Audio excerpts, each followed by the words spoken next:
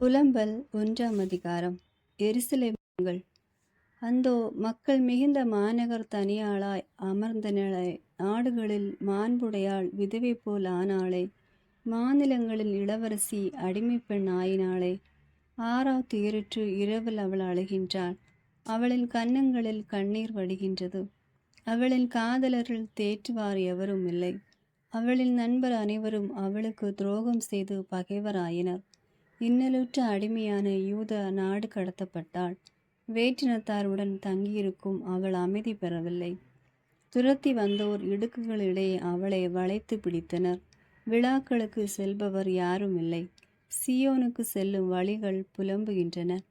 அவள் நுழைவாயில்கள் பாழடைந்துள்ளன. அவள் குருக்கள் பெருமூச்சு விடுகின்றனர். அவளின் கன்னி பெண்கள் ஏங்கி தவிக்கின்றனர். அவளுக்கு வாழ்க்கையை கசப்பாயிற்று. உயர் தலைவர் ஆயினர் அவளின் எதிரிகள். வளமுடன் வாழ்கின்றனர் அவளின் பகைவர். அவளுடைய பல்வேறு குற்றங்களுக்காக ஆண்டவர் அவளை துன்பத்திற்கு உட்படுத்தினார். அவள் குழந்தைகளை எதிரிகள் கைதியாக்கி கொண்டு போயினர். அனைத்து மேன்மையும் மகள் சியோனை விட்டு அகன்றது. அவள் தலைவர்கள் பசும்புல் காணா மான்கள் போல் ஆயினர். துரத்தி வருவோர் முன் அவர்கள் ஆற்றல் அற்றவர் ஆயினர். எருசலேம் தன் துன்ப நாட்களிலும் அகதியாய் வாழ்ந்தபோதும் முன்னாட்களில் தனக்கிருந்த நலன்கள் அனைத்தையும் நினைவு கூர்ந்தாள். அவளின் மக்கள் எதிரிகளின் கைகளில் சிக்கினார்கள். அவளுக்கு உதவி செய்வார் யாரும் இல்லை. அவளது வீழ்ச்சியை கண்ட எதிரிகள் அவளை ஏளனம் செய்தனர். ஏராளமாய் பாவம் செய்தாள் எருசலேம். அதனால் அவள் கரைப்பட்டவளானாள். அவளை முன்பு மதித்த அனைவரும் அவமதித்தனர். அவளுடைய திறந்த மேனியை கண்டனர். அவளும் பெருமூச்சு விட்டு பின்னோக்கி திரும்பினாள். ஐயகோ, அவள் தீட்டு அவள் ஆடைகள் தெரிகின்றதை.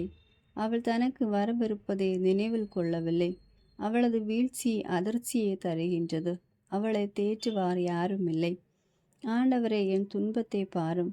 பகைவன் பெருமை பெற்று விட்டான். ஒப்பற்ற அவளது விருப்பமான பொருள் அனைத்தின் மீதும் கை வைத்தான் பகைவன். வேற்றினத்தார் சபைக்கு வருவதை தடை செய்தீர். அன்னார் அவளது திருத்தலத்தில் நுழைவதை அவள் பார்த்து நின்றாள். உணவை தேடி அவளின் மக்கள் அனைவரும் ஓலமிடுகின்றனர். உயிரை காத்திட தம் ஒப்பற்ற பொருட்களை உணவுக்காக தந்தனர். ஆண்டவரே, என்னை கண்ணோக்கும். நான் இத்தகைய இழிநிலைக்கு உள்ளானேன் என்று பாரும். இவ்வழியாய் கடந்து செல்வோரை உங்களுக்கு கவலை இல்லையா? அனைவரும் உற்று பாருங்கள். எனக்கு வந்துட்டோ துயர் போல வேற ஏதும் துயர் உண்டோ? ஆண்டவர் தம் வெஞ்சின நாளில் என்னை துன்பத்திற்கு உள்ளாக்கினார். மேலிருந்து அவர் நெருப்பினை என் எலும்புகளுக்குள் இறங்க செய்தார். என் கால்களுக்கு வலை விரித்தார். அவர் என்னை பின்னடைய செய்தார். அவர் என்னை பாழாக்கினார். நாள் முழுவதும் நான் சோர்ந்து போகின்றேன். என் குற்றங்கள் என்னும் நுகம் அவள் கையால் பூட்டப்பட்டுள்ளது. அவை பிணைக்கப்பட்டு என் கழுத்தை சுற்றி கொண்டன. அவர் என் வலிமையை குன்ற செய்தார். நான் எழ இயலாதவாறு என் தலைவர் என்னை அவர்கள் கையில் ஒப்புவித்தார். என் தலைவர் என்னிடமுள்ள வயோர் அனைவரையும் அவமதித்தார். என் இளைஞரை அடித்து நொறுக்க அவர் எனக்கு எதிராக ஒரு கூட்டத்தை வரவழைத்தார். மகள் யூதாவாகிய கன்னியை ஆலையில் திராட்சை பழத்தை பிழிவது போல என் தலைவர் கசக்கி பிழிந்தார். இவற்றின் பொருட்டு நான் புலம்புகின்றேன். என் இரு கண்களும் கண்ணீரை பொழிகின்றன. என் உயிரை காத்து ஆறுதல் அளிப்பவர் எனக்கு வெகு தொலையில் உள்ளார். பகைவன் வெற்றி கொண்டதால் என் பிள்ளைகள் பாழாய் போயினர். சீயோன் தன் கைகளை உயர்த்துகின்றார். அவளை தேற்றுவார் யாரும் இல்லை. சூழ்ந்து வாழ்வோர் யாக்கோபுக்கு எதிரிகளாயிருக்குமாறு ஆண்டவர் கட்டளையிட்டார். எருசலேம் அவர்களிடையே தீட்டு பொருளாயிற்று. ஆண்டவரோ நீதி உள்ளவர். நான் அவரது வாக்குக்கு எதிராக கிளர்ச்சி செய்தேன். அனைத்து மக்கள் இனங்களை செவி கொடுங்கள். என் துயரத்தை பாருங்கள். என் கன்னி பெண்களும் இளைஞரும் நாடு கடத்தப்பட்டனர். என் காதலர்களை அழைத்தேன். அவர்களோ என்னை ஏமாற்றினர். என் குருக்களும் பெரியோரும் தங்கள் உயிரை காத்திட உணவு தேடுகையில் நகரில் பசியால் மாண்டனர். ஆண்டவரே, என்னை கண்ணோக்கும். துயரில் நான் மூழ்கியுள்ளேன். நான் பெருங்கலகம் செய்துள்ளேன். என் குலை நடுங்குகின்றது. என் இதயம் வெடிக்கின்றது. வெளியே வாளுக்கு இரையாகினர் என் பிள்ளைகள். வீட்டினுள்ளும் சாவு மயம். நான் விடும் பெருமூச்சை அவர்கள் கேட்டார்கள். என்னை தேற்றுவார் யாரும் இல்லை. என் எதிரிகள் அனைவரும் எனக்கு நேரிட்ட தீங்கை பற்றி கேள்வியுற்றனர். நீரே அதை செய்தீர் என மகிழ்ச்சி அடைகின்றனர். நீர் அறிவித்த நாளை வர செய்யும், அவர்களும் என்னைப் போல் ஆகட்டும். அவர்கள் தீச்செயல்கள் அனைத்தும் திருமண் வருவதாக. என் அனைத்து குற்றங்களின் பொருட்டு நீர் என்னை தண்டித்தது போல் அவர்களையும் தண்டியும். விம்மல்கள் மிக பல, என் இதயம் சோர்ந்து போயிற்று. 2ஆம் அதிகாரம். எருசலேமுக்குரிய தண்டனை. ஐயோ, மகள் சீயோனை ஆண்டவர் தம் சினமென்னும் மேகத்தால் மூடினார். அவர் இஸ்ரேலின் மேன்மையை விண்ணினின்று மண்ணுக்கு தள்ளினார். அவரது சினத்தின் நாளில் தம் கல்மனையை மனதில் கொள்ளவில்லை. ஆண்டவர் யாக்கோபின் அனைத்து குடியிருப்புகளை இரக்கமின்றி அளித்தார். அவர் சீற்றமடைந்து மக்கள் யூதாவின் அரண்களை தகர்த்தார், அவற்றை தரைமட்டமாக்கினார். அவரது நாட்டையும் அதன் தலைவர்களையும் மேன்மை குலைய செய்தார். அவர் வெஞ்சினம் கொண்டு இஸ்ரேலின் கொம்பை முற்றிலும் வெட்டிவிட்டார். பகைவன் வந்த பொழுது தம் வலக்கையை பின்புறம் மறைத்து கொண்டார். சூழ்ந்திருக்கும் யாவற்றையும் எரிக்கும் தீப்பிழம்பென அவர் யாக்கோபின் மீது பற்றி எறிந்தார். எதிரி போல தம்மை வில்லை நாணேற்றினார். பகைவன் போல தம் வலக்கையை ஓங்கினார். கண்ணுக்கு இனியவை அனைத்தையும் அளித்தார். மகள் சீயோனின் கூடாரத்தில் தம் சினத்தை நெருப்பென கொட்டினார். என் தலைவர் எதிரி போலானார்.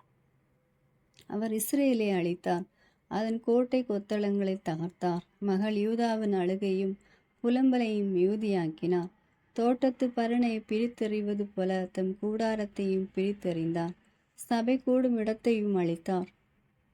சியோனில் ஆண்டவர் விழாக்களையும் ஓய்வு நாளையும் மறக்க செய்தார். அவர் வெஞ்சினமுற்று அரசனையும் குருவையும் வெறுத்து ஒதுக்கினார்.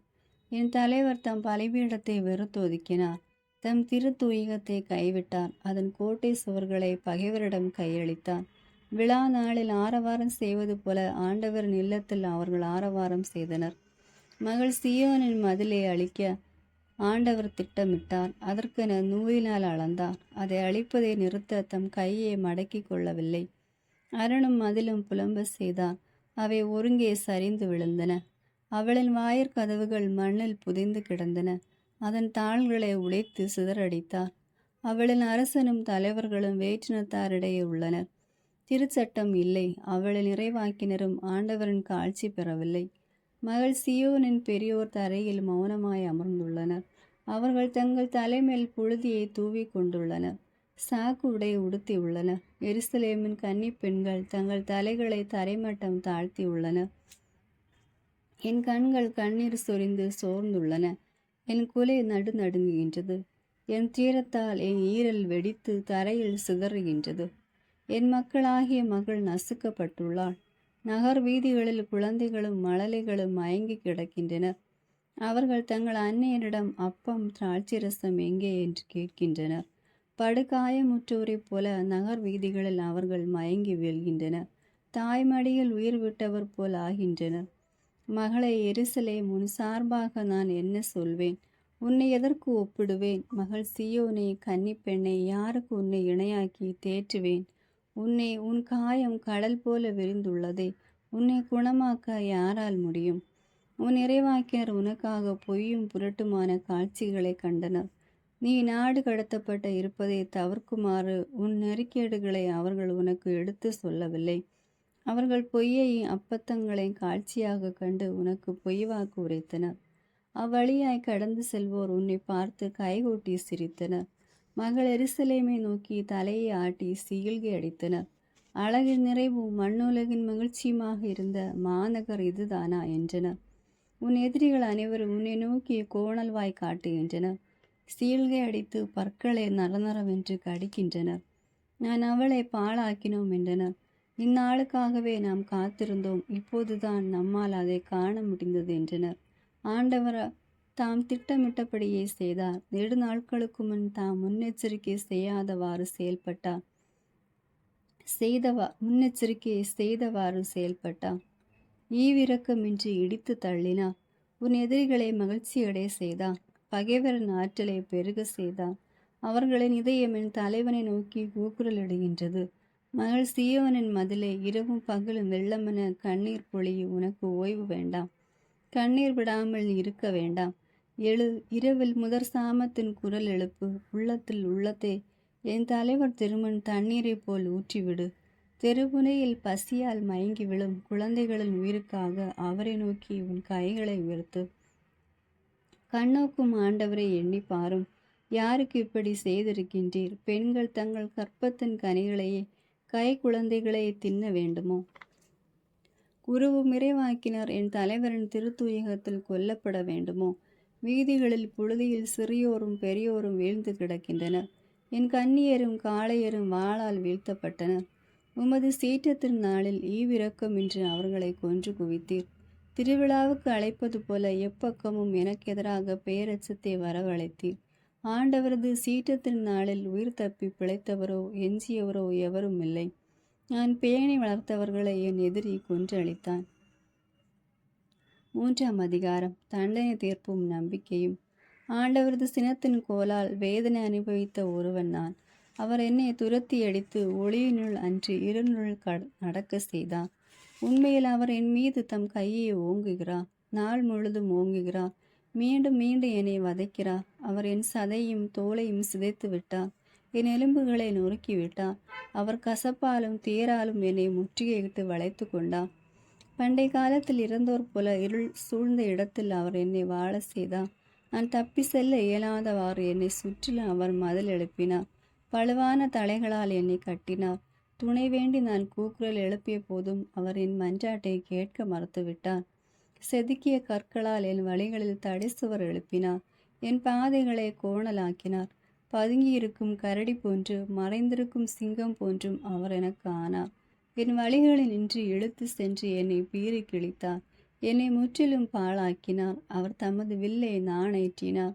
அவர் தமது அம்புக்கு என்னை இலக்கு ஆக்கினார். அவர் தமது அம்பு கூட்டின் அம்புகளை என் நெஞ்சில் பாய்ச்சினார். நாள் முழுதும் நான் என் மக்கள் அனைவரின் நகைப்புக்கு உள்ளானேன். அவர்களது வசைப்பாடலின் பொருளானேன். அவர் கசப்புணவால் என்னை நிரப்பினார். எட்டி காடியால் எனக்கு வெறியூட்டினார். கற்களால் என் பற்களை நொறுக்கினார். என்னை புழுதியில் போட்டு அவர் மிதித்தார். அமைதியை நான் இழக்க செய்தீர். நலம் என்பதை நான் மறந்துவிட்டேன். என் வலிமையும் ஆண்டவர் மீது நான் கொண்டிருந்த நம்பிக்கையும் மறந்து போயின என்று நான் சொல்லி கொண்டேன். என் துயரத்தையும் அலைச்சலையும் எட்டி காடியையும் கசப்பையும் நினைத்தருளும். அதை நினைத்து நினைந்து என் உள்ளம் கூலி கூறுகின்றது. இதை என் நினைவுக்கு கொண்டு வருகிறேன். எனவே நான் நம்பிக்கை கொள்கின்றேன். ஆண்டவரின் பேரன்பு முடிவுறவில்லை. அவரது இரக்கம் தீர்ந்து போகவில்லை. காலைதோறும் அவை புதுப்பிக்கப்படுகின்றன. நீர் பெரிதும் நம்பிக்கைக்குரியவர். ஆண்டவரே என் பங்கு என்று என் மனம் சொல்கின்றது. எனவே நான் அவரில் நம்பிக்கை கொள்கிறேன். ஆண்டவரில் நம்பிக்கை வைப்போர்க்கு அவரை தேடுவோர்க்கும் அவர் நல்லவர். ஆண்டவர் அருளும் மீட்புக்காக அமைதியுடன் காத்திருப்பதே நலம். இளமையில் நுகம் சுமப்பது மனிதருக்கு நலமானது. அவரே அதை அவர்கள் மேல் வைத்தார். எனவே தனிமையில் அமைதியாய் அவர்கள் அமரட்டும். அவர்களின் வாய் புழுதியை கவ்வட்டும். நம்பிக்கைக்கு இன்னும் இடம் இருக்கலாம். தங்களை அறைபவர்களுக்கு கன்னத்தை காட்டட்டும். அவர்கள் நெந்திகளால் நிரப்பப்படட்டும். என் தலைவர் என்றுமே கைவிட மாட்டார். அவர் வருத்தினாலும் தம் பேரன்பால் இரக்கம் காட்டுவார். மனமாற அவர் மானிடரை வருத்துவதும் இல்லை, துன்புறுத்துவதும் இல்லை. நாட்டில் சிறைப்பட்டோர் அனைவரும் காலால் மிதிக்கப்படுவதையோ, உன்னதரின் திருமுன் மனிதருக்கு நீதி மறுக்கப்படுவதையோ, வழக்கில் ஒருவர் வஞ்சிக்கப்படுவதையோ என் தலைவர் காணாதிருப்பாரோ? என் தலைவர் கட்டளையிடாமல் யார் தாம் சொல்லியதை நிறைவேற்றக்கூடும்? நன்மையும் தீமையும் புறப்படுவது உன்னதரின் வாய் நின்றன்றோ? உயிருள்ள மனிதர் முறையிடுவது ஏன்? மானிடர் அடைவது தம் பாவத்தின் விளைவை அன்றோ? நம் வழிகளை ஆய்ந்தறிவோம். ஆண்டவரிடம் திரும்புவோம். விண்ணக இறைவனை நோக்கி நம் இதயத்தையும் கைகளையும் உயர்த்துவோம். நாங்கள் குற்றம் புரிந்து கலகம் செய்தோம். நீரோ எம்மை மன்னிக்கவில்லை. நீர் சினத்தால் உம்மை மூடிக்கொண்டு எம்மை பின்தொடர்ந்தீர். இரக்கமின்றி எம்மை கொன்றளித்தீர். எங்கள் மன்றாட்டு உம்மை வந்து அடையாதபடி மேகத்தால் உம்மை மூடிக்கொண்டீர். மக்களினங்களிடையே எம்மை குப்பை கூலமாக்கிவிட்டீர். எங்கள் பகைவர் அனைவரும் எங்களுக்கு எதிராக வாய் திறந்தனர். திகிலும் படுகுழியும் எம்முன் உள்ளன. சிதைவும் சீரழிவும் எம்மேல் வந்தன. என் மக்களாகிய மகளின் அழிவைக் கண்டு என் கண்கள் குளமாயின. வற்றாத ஓடையென என் கண்கள் நீர் சொருகின்றன. ஆண்டவர் வாயினின்று கண்ணோக்கும் வரை ஓய்வின்றி கண்ணீர் சொருகின்றன. என் நகரின் புதல்வியர் அனைவர் நிலை கண்டு என் உள்ளம் புலம்புகின்றது. காரணமின்றி என் பகைவர் பறவையை வேட்டையாடுவது போன்று என்னை வேட்டையாடினர். உயிரோடு என்னை குழியில் தள்ளி என்மேல் கற்களை எறிந்தார்கள். வெள்ளம் என் தலைக்கு மேல் போயிற்று. நான் தொலைந்தேன் என்றேன். படுகுழியின் என்று ஆண்டவரே உம் திருப்பெயரை கூவி அழைத்தேன். என் குரலை நீர் கேட்டீர். என் விம்மலுக்கும் வேண்டுதலுக்கும் உம் செவியை மூடிக்கொள்ளாதீர். உம்மை நோக்கி நான் கூவி அழைத்த நாளில் என்னை அணுகி அஞ்சாதே என்றீர். என் தலைவரை என் பொருட்டு வாதாடினீர். என் உயிரை மீட்டருளினீர். ஆண்டவரே எனக்கு இழைக்கப்பட்ட தீங்கை கண்டீர். எனக்கு நீதி வழங்கும். அவர்களின் பழிவாங்கும் திட்டத்தையும் எனக்கு எதிரான அவர்களின் சூழ்ச்சிகள் அனைத்தையும் கண்டீர். ஆண்டவரே அவர்களின் வசைமொழிகளையும் எனக்கு எதிரான அவர்களின் சூழ்ச்சிகள் அனைத்தையும் கேட்டீர். என் பகைவர் நாள் முழுவதும் எனக்கு எதிராக முணுமுணுத்து திட்டமிடுகின்றனர். பாரும், அவர்கள் அமர்ந்தாலும் எழுந்தாலும் என்னை பற்றியே வசைப்பாடுகிறார்கள். ஆண்டவரே அவர்களின் செயல்களுக்கேற்ப அவர்களுக்கு கைமாறு அளித்தருளும். நீர் அவர்களை மனதை கடினப்படுத்தும். உம் சாபம் அவர்கள் மேல் விழச் செய்யும். ஆண்டவரை சினங்கொண்டு அவர்களை பின்தொடரும். வானத்தின் கீழ் இல்லாதவாறு அவர்களை அழித்தொழியும். 4ஆம் அதிகாரம். வீழ்ச்சியுற்ற எருசலேம். ஐயோ, பொன் இப்படி மங்கி போயிற்றே! பசும்பொன் இப்படி மாற்று குறைந்து போயிற்றே! திருத்தல கற்கள் தெருமுனை எங்கும் சிதறி கிடக்கின்றனவே! பசும்பொன்னுக்கு இணையான சியோனின் அருமை மைந்தர் இன்று குயவனின் கைவெண்மையா மண்பாண்டமாயினரே! குள்ள நரிகளும் பாலூட்டி தம் குட்டிகளை பேணி காக்கும் பாலிநில தீக்கோழி என என் மக்கள் கொடியவளாயினளே! பால்குடி மறவாத மழலைகளின் நாவு தாகத்தால் அனைத்து அன்னத்தில் ஒட்டிக்கொள்ளும். பச்சிள குழந்தைகள் கெஞ்சுகின்ற உணவுதனை அளித்திடுவார் யாருமில்ல. சுவை உணர்வு அறிந்தினோர் நடுத்தெருவில் நலிகின்றனர். பட்டுடுத்தி வளர்ந்தோர் குப்பை மேட்டில் கிடக்கின்றனர். ஒருவரும் கை வைக்காமல் நொடிப்பொழுதில் வீழ்ச்சியுற்ற சோதோமின் பாவத்தை விட என் மகளின் குற்றம் பெரிதாமே. அவள் இளவரசர் பனியினும் தூயவராய், பாலினும் வெண்மையாராய், பவளத்தினும் சிவந்த மேனியராய், நீலமணி கட்டழகராய் இருந்தனர். இப்பொழுதோ அவர்கள் தோற்றம் கரியினும் கருமையானது. அவர்களை தெருக்களில் அடையாளம் காண இயலவில்லை. அவர்கள் தோல் எலும்போடு ஒட்டி இருந்தது. காய்ந்த மரம் போல் அது உலர்ந்து போனது.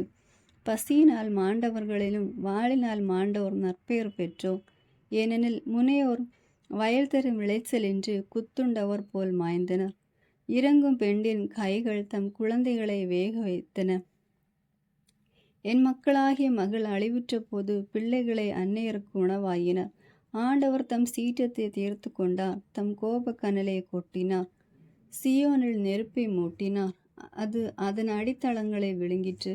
பகைவரும் எதிரிகளும் எருசலேம் வாயில்களில் நுழைவர் என்று மண்ணுலகின் மன்னரோ பூவுலகில் வாழ்வோரோ நம்பவில்லை. நகர் நடுவே நீதிமான் இரத்தம் சிந்திய இறைவாக்கினோரின் பாவம் குருக்களின் குற்றமும் எதற்கு காரணமா? அவர்கள் குருடரென திருக்களில் தடுமாறினர். அவர்கள் மீது இரத்தக்கரை எவ்வளவு படிந்திருந்ததெனில் அவர்கள் ஆடைகள் கூட எவராலும் தொட இயலவில்லை. விலங்குகள், தீட்டு விலங்குகள் தொடாதீர்கள் என்று அவர்களை பார்த்து கூவினார்கள். அவர்கள் அகதிகளாய் அலைந்து திரிந்தார்கள். இனி நம்மிடம் குடிகிறார், இனி எம்மிடையே தங்கக்கூடாது என்று வேற்றினத்தார் கூறினர். ஆண்டவரை தம் முன்னிலையில் நின்று அவர்களை சிதறடித்தார். இனி அவர்களை கண்ணோக்க மாட்டார். குருவை மதிப்பார் இல்லை. முதியோருக்கு இறங்குவார் இல்லை. உதவியை வீணில் எதிர்பார்த்து எம் கண்கள் பூத்து போயின. எம்மை விடுவிக்க இயலாத நாட்டினருக்காய் கண் விழித்து காத்திருந்தோம். எம் நடமாட்டம் கவனிக்கப்பட்டது. எம் தெருக்களில் கூட எம்மால் நடக்க முடியவில்லை. எம் முடிவு நெருங்கிவிட்டது. எம் நாட்கள் முடிந்து விட்டன. எம் முடிவு வந்து விட்டது. வானத்து பருந்துகளிலும் விரைவாய் எம்மை துரத்துவோர் வருகின்றனர். மலைகளில் எங்களை துரத்தி வந்தார்கள். பாலையில் எங்களுக்காய் பதுங்கியிருந்தார்கள். ஆண்டவரின் திருப்பொழிவு பெற்று எம் உயிர் மூச்சாய் திகழ்ந்தவர் அவர்கள் வெட்டிய குழியில் வீழ்ந்தனர். அவரது நிழலில் வேற்றினத்தார் நடுவில் நாம் வாழ்வோம் என்று அவரை குறித்தே எண்ணி இருந்தோம். ஊசு நாட்டில் வாழும் மக்களே, ஏதோ மகிழ்ந்து அக்களித்திடு. கிண்ணம் உன்னையும் வந்தடையும். நீ குடிவரி கொண்டு ஆடையின்றி கிடப்பாய். மகளை சியோன், உன் குற்றப்பழி நீங்கிவிட்டது. உன் அடிமைத்தனம் இனியும் தொடராது. மகளை ஏதோ, உன் குற்றத்திற்காக நீ தண்டிக்கப்படுவாய். உன் பாவங்கள் வெளிப்படுத்தப்படும். 5ஆம் அதிகாரம். இறைவனின் இரக்கத்திற்காக வேண்டல். ஆண்டவரை, எங்களுக்கு நேரிட்டதை நினைத்தருளும். எங்கள் அவமானத்தை கவனித்து பாரும். எங்கள் உரிமை சொத்து அந்நியர் கைவசமாயிற்று.